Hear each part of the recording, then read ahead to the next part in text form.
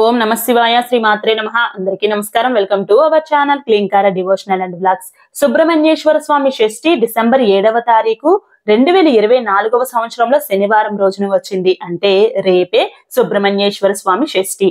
ఈ రోజున మనం ఎటువంటి వస్త్రాలు ధరించాలి, ఏ పువ్వులతో సుబ్రహ్మణ్యేశ్వర స్వామిని అర్చించాలి, మా ఇంట్లో సుబ్రహ్మణ్యేశ్వర స్వామి ఫోటో లేదు, మేము ఎలా పూజ చేసుకోవాలి, దేవాలయానికి వెళ్ళడానికి వీలు లేని వారు ఎలా చేసుకోవాలి, దేవాలయానికి వెళ్ళిన వారు ఎలా చేసుకోవాలి, ఏ నైవేద్యం పెట్టాలి, ప్రతిదీ కూడా చాలా మంది నన్ను డౌట్స్ అడగడం జరిగిందండి.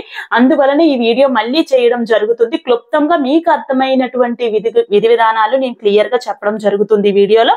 వీడియోనైతే స్కిప్ చేయొద్దు, పూర్తిగా చూడండి.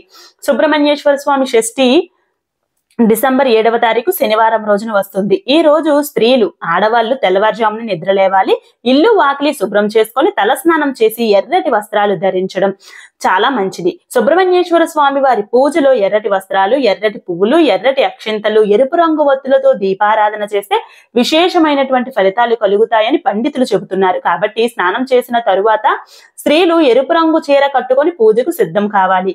మీరు ఇంట్లో స్వామివారిని పూజించడం కానీ లేదంటే గుడికి వెళ్లి పూజ చేసుకోవడం కానీ చాలా చాలా మంచిది. ఏదైనా మీ యొక్క వెసులుబాటు చూసుకోండి.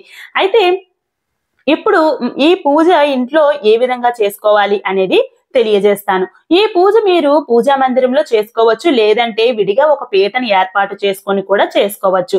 పీఠం ఏర్పాటు చేసుకున్నట్లయితే ఇంటి ఈశాన్యం లేదా తూర్పు వైపున ఒక చోట శుభ్రంగా తుడిచి పసుపు రాసుకొని పీఠం ఏర్పాటు చేసుకొని పూజా పీఠం పైన ఎర్రని క్లాత్ వేసుకోండి. ఎందుకంటే స్వామివారికి ఎరుపు రంగు అంటే చాలా ఇష్టం. అందుకనే ఎర్రటి క్లాత్ ఏదైనా ఉంటే వేసుకోండి, బ్లౌజ్ పీస్ అయినా పర్వాలేదు. ఇప్పుడు దీనిపైన బియ్యం వేసుకొని దానిపైన కొద్దిగా పసుపు కుంకుమలు వేసుకొని ఇప్పుడు స్వామివారి ఫోటో అనేది బియ్యం పైన పెట్టుకోవాలి. స్వామివారి చిత్రపటం లేదు అనుకునే వారు ఏం చేయాలి అనేది చాలా మంది అడిగారు. అప్పుడు ఏం చేయాలంటే శివ పరివారం అంటే శివయ్య, పార్వతమ్మ, వినాయకుడు, కుమారస్వామి, శివ కుటుంబం అని అంటూ ఉంటారు. అలాగే కొన్ని చోట్ల శివ పరివారం అని కూడా అంటూ ఉంటారు. ఈ చిత్రపటం లేని ఇల్లు ఉండదు. ఈ శివ పరివారం ఉన్న ఫోటోని పెట్టుకొని మీరు పూజ చేసుకోవచ్చు. అలాగే పూజా మందిరంలో పసుపు కుంకుమలతో జంట నాగులను గీయాలి. ఒకవేళ మీరు పూజ గదిలో చేసుకుంటే ఇది, పూజ గదిలో చేసుకోకపోయారు అనుకోండి, పీట వేసుకుంటే అక్కడైనా గీయవచ్చు. అంటే కొంచెం పాము సింబల్స్ లాగా పసుపు కుంకుమలతో గీసుకోండి. అప్పుడు ఎర్ర మందార పువ్వులతో కానీ గులాబీ పువ్వులతో కానీ స్వామివారిని అలంకరించండి. తరువాత 6 పిండి ప్రమిదల్లో 2 ఒత్తులను ఒకటిగా చేసి దీపారాధన చేస్తే చాలా మంచిది. లేదంటే కనీసం ఒక్క పిండి ప్రమిదనైనా తయారు చేసుకుని అందులో 6 ఒత్తులను వేసి దీపారాధన చెయ్యండి.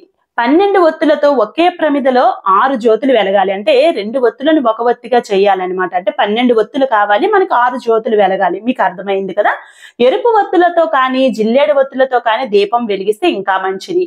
6 జ్యోతులు ఎందుకంటే సుబ్రహ్మణ్యేశ్వర స్వామి 6 ముఖాలు కలిగిన వాడు కాబట్టి, అంటే షణ్ముఖుడు అని అంటాం కదా, అంటే 6 ముఖాలు కలిగిన వాడు కాబట్టి 6 ఒత్తులతో దీపారాధన, 6 జ్యోతులు వెలగాలి అని చెప్తూ ఉంటారు. ఎరుపు రంగు ఒత్తులు లేని వారు మామూలు ఒత్తులతో అయినా దీపారాధన చెయ్యవచ్చు. ఒకవేళ మీరు ఎరుపు రంగు ఒత్తులు తయారు చేసుకోవాలి అనుకుంటే ఈ రోజే చేసుకోండి. మన ఛానల్లో వీడియో ఉంది, ఎరుపు ఒత్తులు ఎలా తయారు చేసుకోవాలి అనేది ఒక్కసారి చూడండి. ఈ సుబ్రహ్మణ్యేశ్వర షష్ఠి రోజే కుమారస్వామి జన్మించారు అని, ఈ రోజే స్వామివారి కళ్యాణం జరిగిందని పురాణాలు చెబుతున్నాయి. అందుకనే దీనిని సుబ్రహ్మణ్యేశ్వర స్వామి షష్ఠి, స్కంద షష్ఠి అని, సుబ్బారాయుడు షష్ఠి అని, కుమార షష్ఠి అని పిలుస్తూ ఉంటారు. అయితే ఈ షణ్ముఖోత్పత్తి ఎలా జరిగిందో ఈ రోజు ప్రతి ఒక్కరూ తప్పకుండా తెలుసుకోవాలి. ప్రతి పండుగ రోజు, ప్రతి పర్వదినం రోజు కూడా ఆ రోజు యొక్క విశిష్టత, ఆ రోజు ఎలా ఏమి జరిగింది, ఎందుకు ఈ పండగకి ఇంత విశిష్టత వచ్చింది అనే విషయాన్ని ప్రతి ఒక్కరూ తెలుసుకోవాలి. మన పిల్లలకు కూడా తెలియజేస్తూ ఉండాలి. అయితే తారకాసురుడు అనే రాక్షసుడిని సంహరించడానికి స్వామివారు జన్మించారు. అయితే స్వామివారు పార్వతీదేవి గర్భంలో నుంచి జన్మించలేదు.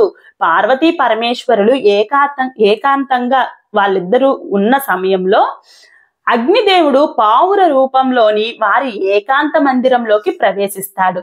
అది గమనించిన పరమశివుడు తన దివ్య తేజస్సును ఆ అగ్నిహోత్రిలోనికి ప్రవేశింపబెడతాడు. అగ్నిదేవుడు దాన్ని భరించలేక ఆ దివ్య తేజమును గంగా నదిలో విడిచిపెడతాడు. ఆ తేజం ఆ సమయంలో నదిలో స్నానమాడుతున్న షట్కృతికల గర్భమున ప్రవేశిస్తుంది. ఆ రుద్ర తేజమును వారు భరించలేక రెల్లు పొదల్లో విసర్జిస్తారు. ఆ రెల్లు పొదల నుండి 6 ముఖములు కలిగిన దివ్య తేజస్సుతో ఒక బాలుడు ఉద్భవిస్తాడు. ఈ విషయం తెలుసుకున్న పార్వతీ పరమేశ్వరులు రుద్రాంశ సంభూతినిగా ఆ షణ్ముఖుణ్ణి అక్కున చేర్చుకొని కైలాసం తీసుకుని వెళ్తారు.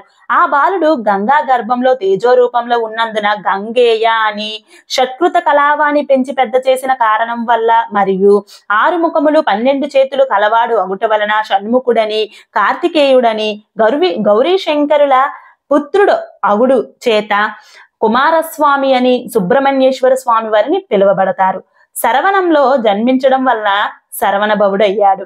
అయితే కుమారస్వామి సుబ్రహ్మణ్యేశ్వర స్వామిగా ఎలా మారారు అంటే, సర్పరూపంలో ఉన్న శ్రీవల్లిని చేసుకోవడానికి కుమారస్వామి సుబ్రహ్మణ్యేశ్వర స్వామిగా అవతరించారు.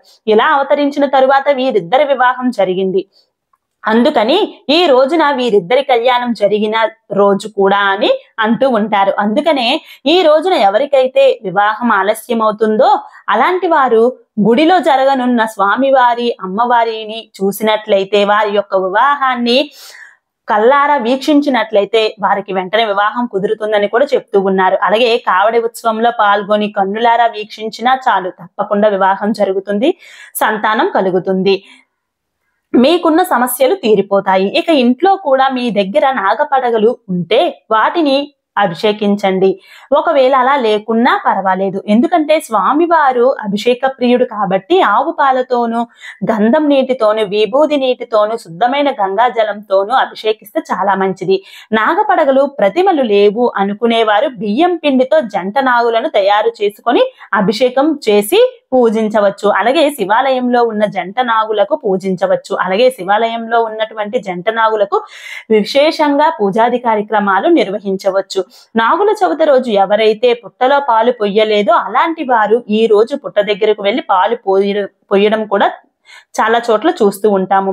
పుట్ట దగ్గరలో లేని వారు ఆలయానికి వెళ్లి ఆలయంలో ఉన్న జంట నాగులకు మొదట నీటితో అభిషేకం చేసి, ఆ తరువాత పాలతో అభిషేకం చేసి, పసుపు రాసి కుంకుమ బొట్లు పెట్టి స్వామివారికి కుదిరితే ఎర్రటి వస్త్రాన్ని సమర్పించి ఎర్రటి పువ్వులు సమర్పించండి. అలాగే దానిమ్మ పండు గింజలతో అభిషేకం చేస్తే ఎలాంటి కోరికైనా కూడా తీరిపోతుంది. తరువాత దీపారాధన చేసి చలిమిడి, చిమ్మిలి, అరటి పండ్లు నైవేద్యంగా సమర్పించాలి.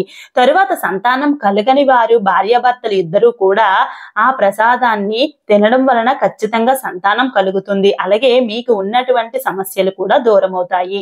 ఇక ఇంట్లో కానీ, పుట్ట దగ్గర గాని, గుడిలో జంటనాగులకు గాని పూజ చేస్తున్న వారు ఎటువంటి నియమాలు పాటించాలి అనేసి అంటే, ఎర్రని వస్త్రాలు ధరించడం ముఖ్యంగా చూసుకోండి.